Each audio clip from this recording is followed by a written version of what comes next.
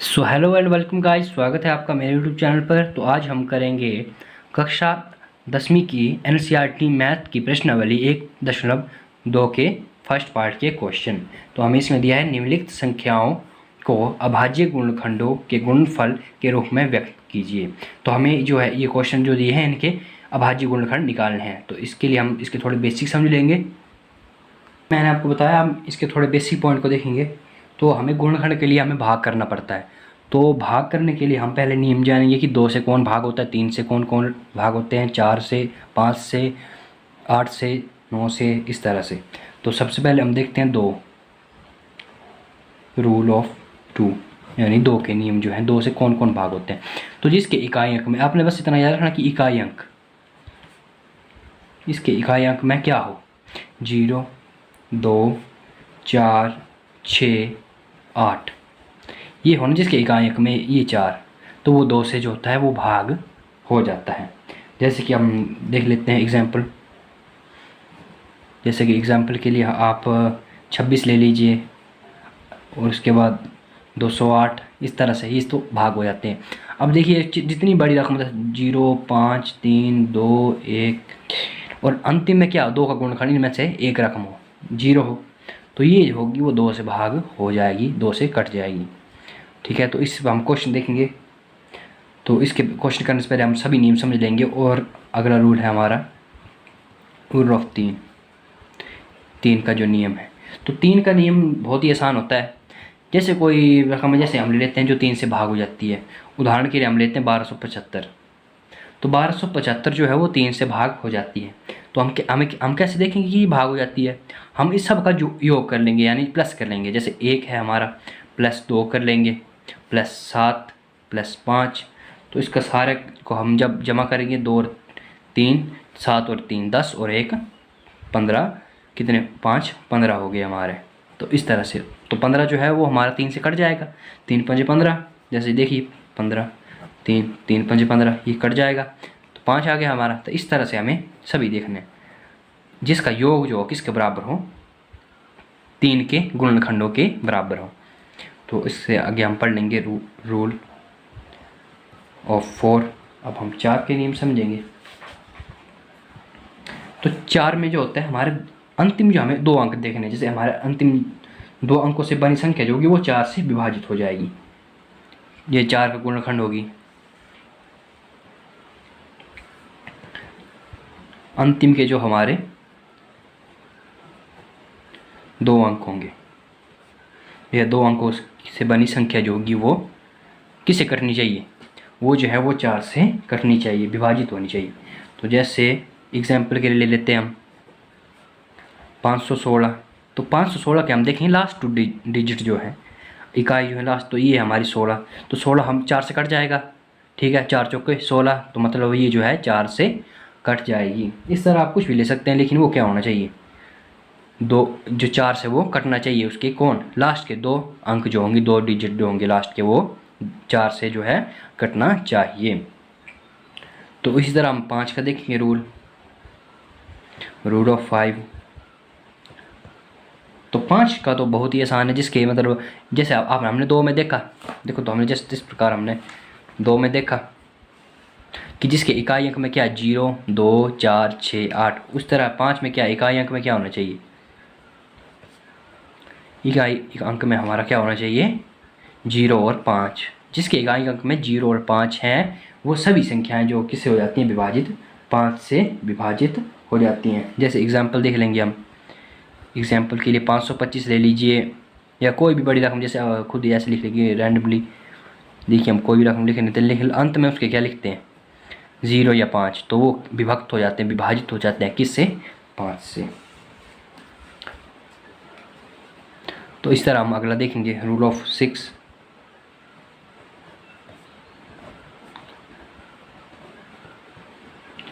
अब 6 में क्या होता है, जो संख्याएं 3 से विभाजित हो जाती हैं वो 6 से विभाजित हो जाती हैं।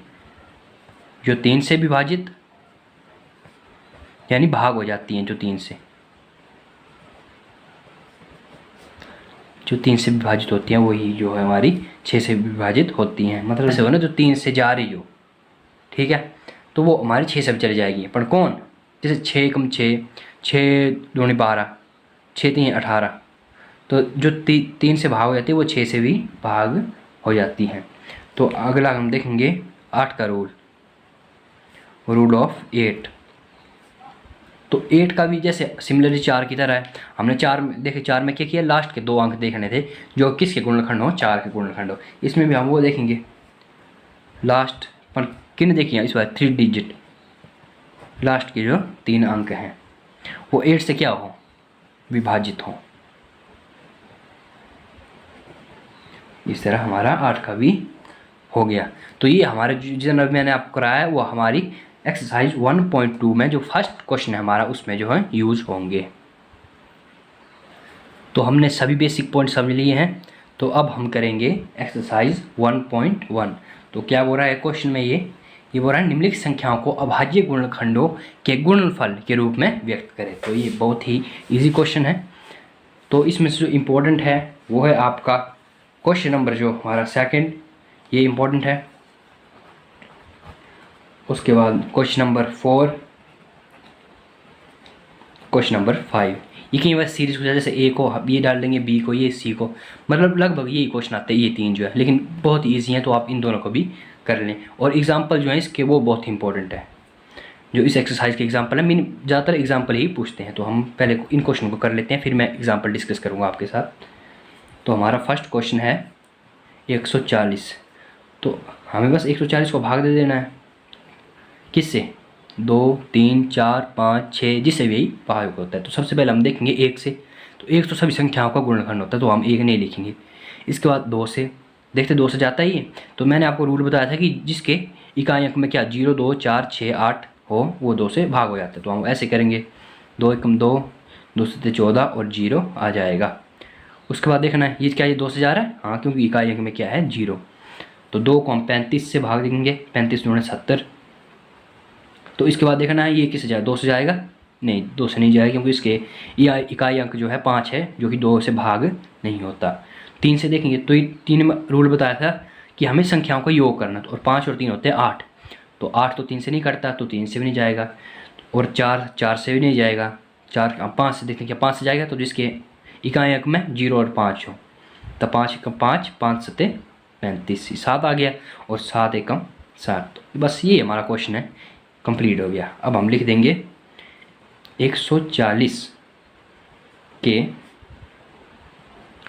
अभाज्य गुणनखंड का गुणनफल। तो हमारा ऐसे लिख देंगे, आप इसे लिखना चाहे तो वो भी लिख सकते हैं। तो हमारा गुणनफल किस तरह लिखेंगे, हम ऐसे लिखेंगे 2 गुणा 2 गुणा 5 और गुणा 7, इस तरह से लिख देंगे। और अच्छे तरीके से लिखना चाहे तो हम लिख देंगे 140 के गुणनफल क्या है, 2 का हम स्क्वायर कर देंगे क्योंकि 2 बार है, 5 × 7। तो ये हमारा क्वेश्चन आ गया, ये हमारा आंसर आ गया कि 140 के जो अभाज्य गुणनखंड हैं वो हैं 2 स्क्वायर गुणा 5 गुणा 7, ये हमारे गुणनखंड आ गए। तो अगले देखिए, अगला क्वेश्चन देखेंगे हम। तो हमारा सेकंड क्वेश्चन है 156। तो इस क्वेश्चन को देखेंगे हम।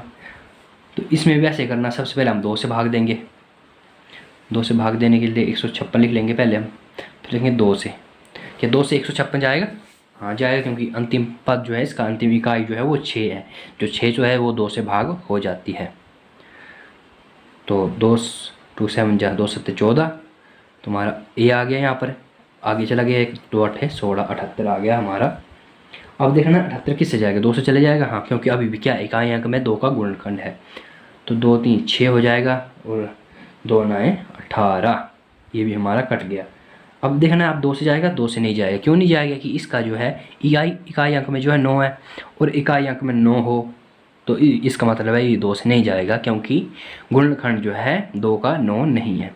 फिर इसके बाद 3 से देखेंगे। 3 से हम कैसे देखेंगे, इस ऐसे नहीं देखना कि इकाई अंक में क्या है। 3 का मैंने आपको रूल बताया कि 3 और 9 इनको जमा कर देना, योग कर देना संख्या को, और 9 10 11 12, 9 और 3 12। तो 12 3 के टेबल में आता है, या 3 का गुणनखंड है, तो 12 से जो है 3 जो है वो 39 को काट देगा। तो 3 काट देंगे हम, 3 एकम 3 और 3 3 9 13, और 13 का गुणनखंड 13 जो है वो क्या है, संख्या ऐसी संख्याएँ होती हैं जो सिर्फ एक से कटती हैं या स्वयं से कटती हैं, इसको बोलते हैं अभाज्य संख्याएं।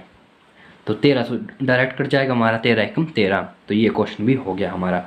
तो आप ऐसे लिख लेना 156 इक्वल टू 2 गुणा 2 गुणा 3 गुणा 13। अब हम लिख लेंगे 156 के अभाज्य गुणनखंड, अभाज्य गुणनखंड का गुणनफल।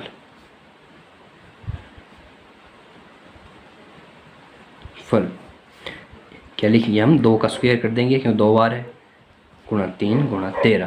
तो हमारा सेकंड क्वेश्चन, तो सॉरी फर्स्ट का सेकंड क्वेश्चन भी हो गया। ये सेकंड क्वेश्चन था हमारा, ठीक है बस। तो अब देखते हैं इसके बाद थर्ड क्वेश्चन देखते हैं हम।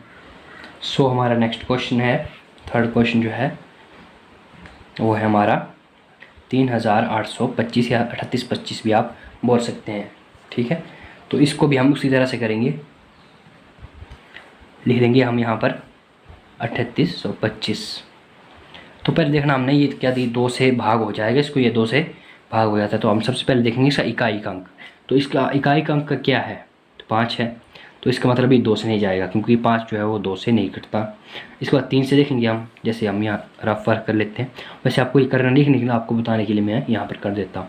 तो 3 + 8 + 2 + 5 कर देंगे, 5 और 2 7, 8 और 3 11, और 11 और 7 कितने होते हैं 18। 18 क्या 3 से कट जाता है, हाँ कट जाता है क्योंकि 3 × 6 = 18, ये हमारा 6 आ गया। तो इसका मतलब है ये भी 3 से भाग हो जाएगा। तो 3 से करेंगे पहले हम, 3 एकम 3, 3 से 3 कट गया एक।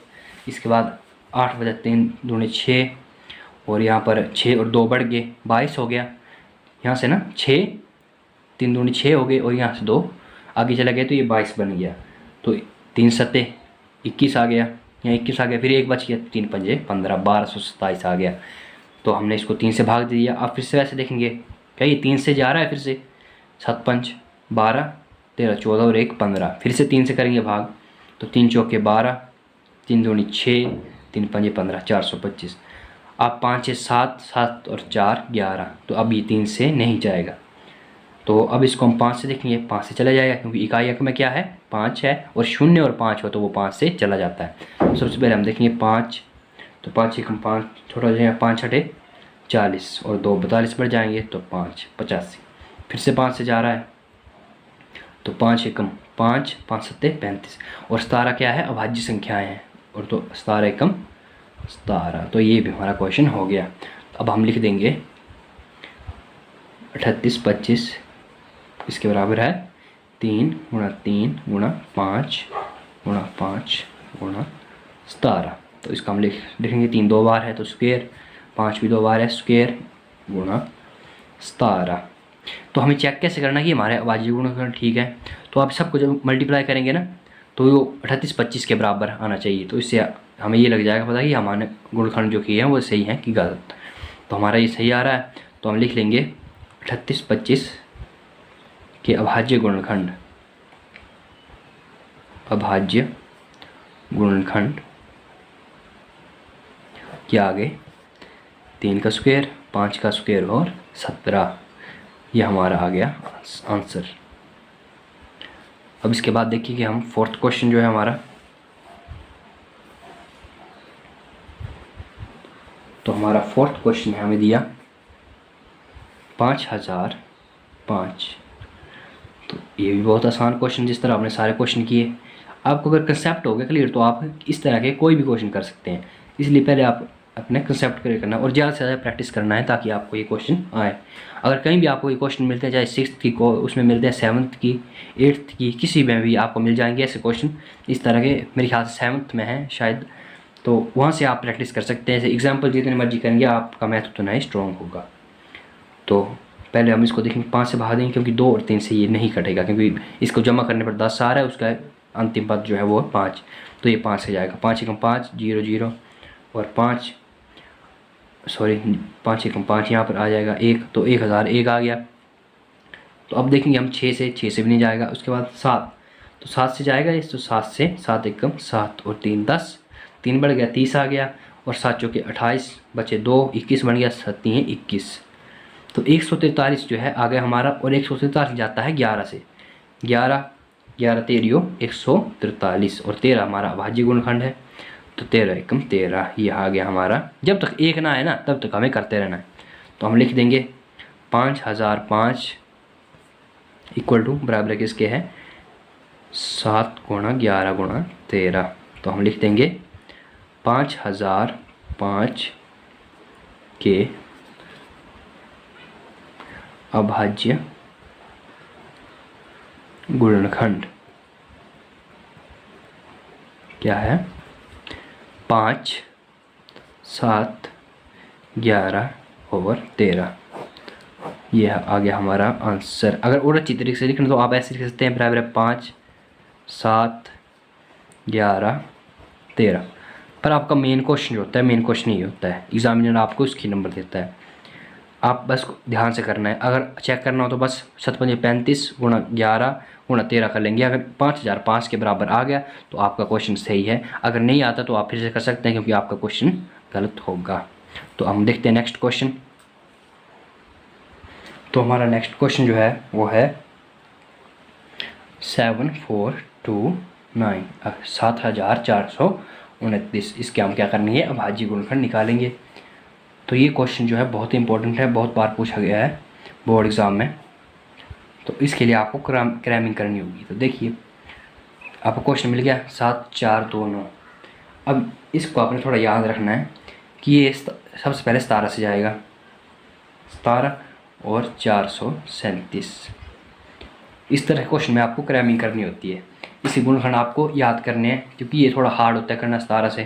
तो सीधे आपने कर देना 17 से, तो जब 400 जो है 37 वो हमारा क्या आ जाएगा गुणनफल आ जाएगा, भागफल आ जाएगा हमारा 437।